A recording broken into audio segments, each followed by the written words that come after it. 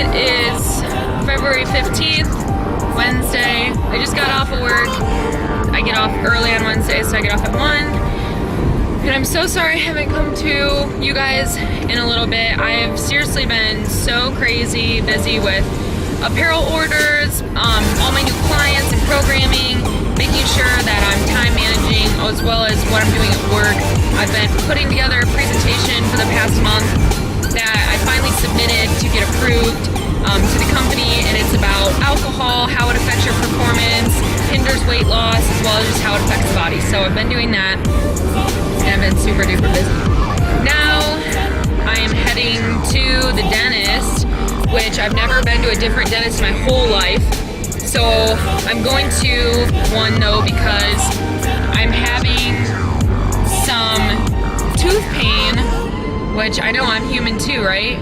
In my like right mandible, and I don't really understand like what's going on. So I just want to go get it checked out, and honestly, I wasn't feeling my lift, so I'm glad that it kind of gave me a little bit to just chill out. I'm gonna go there. They're gonna obviously examine my teeth, and it just give me like an hour to just relax and sit down after work, even though they're gonna be prodding my mouth, and then hopefully figure out kind of what's going on. I'm going to go ahead and record a small HIIT workout for you guys. I think a lot of people get confused on like what to do for HIIT because there's so many different things to do. So I'll go ahead and hit you guys up with something that I like to do. I'll go ahead and do a small voiceover kind of explaining what I'm doing. And after, I'm going to kind of discuss the whole kind of, I don't want to call it an issue, but the kind of subject of bloating and sodium intake, as well as just kind of weight gain from like a cheat meal and refeed and stuff. So here we go, off to the dentist. Wish me luck, and I will see you guys in a second.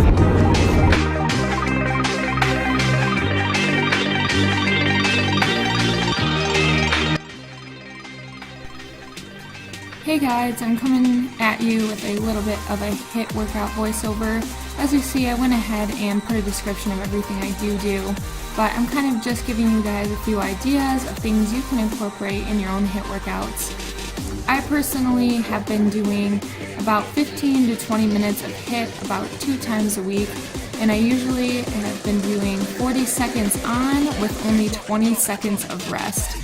I typically used to stick to the same exercises and just repeating them like a circuit, but that got really old really quick. So I kind of just add in some different exercises. I usually like to do a little bit of a harder exercise like a squat or jumping or plyometric, and then I add in an ab for kind of an active recovery, but I do count that as a set. So I am able to then knock out my ab workouts along with my HIIT workouts.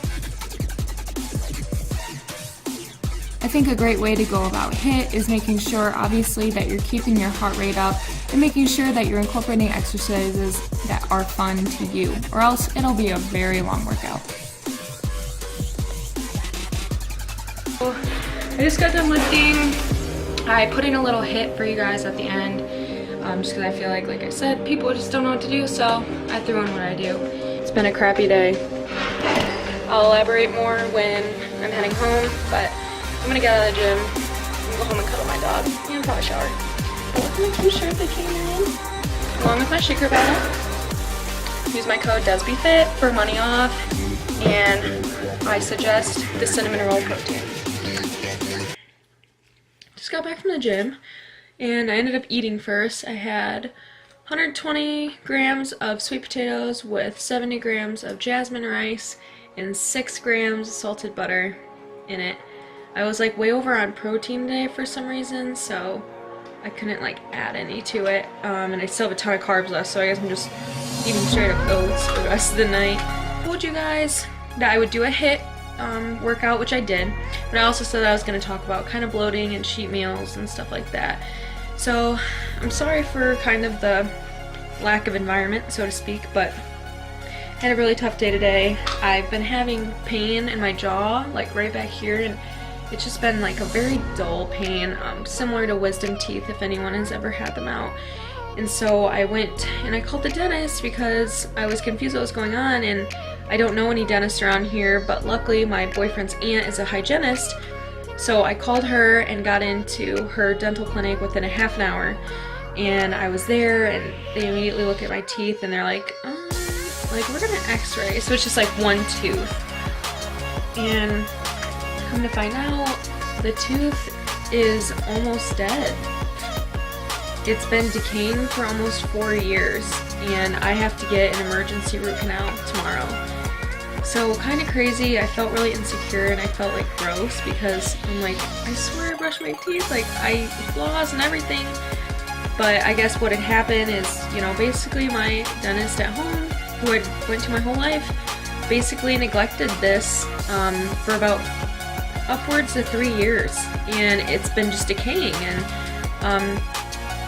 once it hits a certain point in the nerve is when you feel it. So you can go years without knowing that your tooth's decaying until it hits a nerve and you feel pain. So little dental information for you guys, kind of interesting. I have to get that done tomorrow, so I'm kind of just like feeling crappy, but it's okay. I'm on pain medicine and it feels a little bit better, so I might add that into the vlog if I can. We'll see.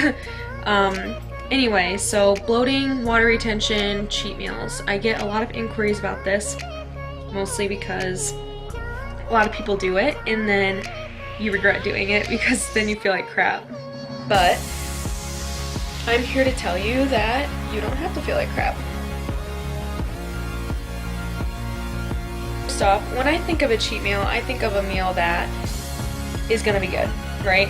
So I know in the beginning of the day that when I take a cheat meal, I'm gonna make sure I'm really, really hydrated so that I possibly don't overeat because my body is full from like water. And I'm also gonna stay hydrated so that when it comes to sodium and water retention, I can just keep releasing my body of it and not necessarily be then dehydrated and holding on to excess water. Second off, when I'm choosing a cheat meal, I tend to try to choose something that I go out and get. So instead of going to the store, buying something crappy, coming back, eating some, and then having some left over, instead of having that urge to maybe get in the cupboards one random night, I like to go out to eat or go out to froyo or out to ice cream. So I have a specific serving size, I eat that, and then that's all. Other than that, the only thing that I ever buy to like take home would be like a singular donut or like a pint of Halo Top, where like you would just eat the pint, and Halo Top is, you know, virtually guilt-free and kind of a cheat meal situation. Third would be kind of bloating and water retention that you have to be prepared for.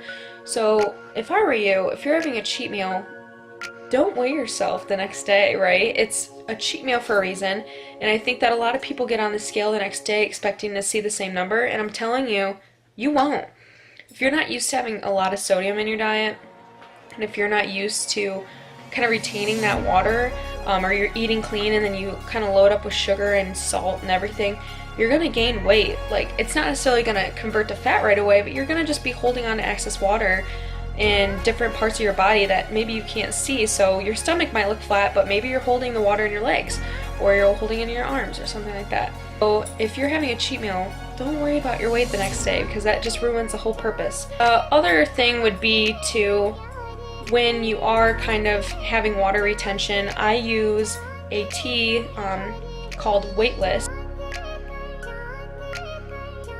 Basically what this tea does is kind of just help with water retention. Every time I've taken it, I've noticed it's just kind of helped me kind of with like a small diuretic. It's cranberry flavor, so it's kind of got a tart taste, but overall it's good. You can find this at Walmart or Kroger, Meijer, anything like that. You can find it just in the normal tea section. So with water retention, I would highly suggest using that, and that includes ladies when we're menstruating, we're naturally holding in more water, so that really helps too. Just kind of relieve that feeling of just being sluggish and feeling very bloated. Thank you for watching. I will come at you guys next week, hopefully with a grocery haul. It is February 16th now, and I came to you guys yesterday and told you that I have to go get a root canal. I'm kind of scared, but I should be okay, and I guess it's just like